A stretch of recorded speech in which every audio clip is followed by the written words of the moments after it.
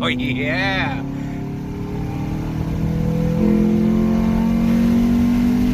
Wait for it. Oh yeah.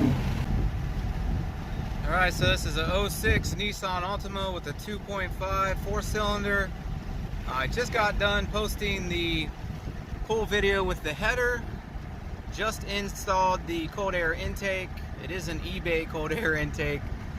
Check out the install video if you want to see it and more details about it. But now we're going to do a pull with the header and the eBay cold air intake on it. Don't know if it's any faster, but it sure as hell sounds a lot cooler.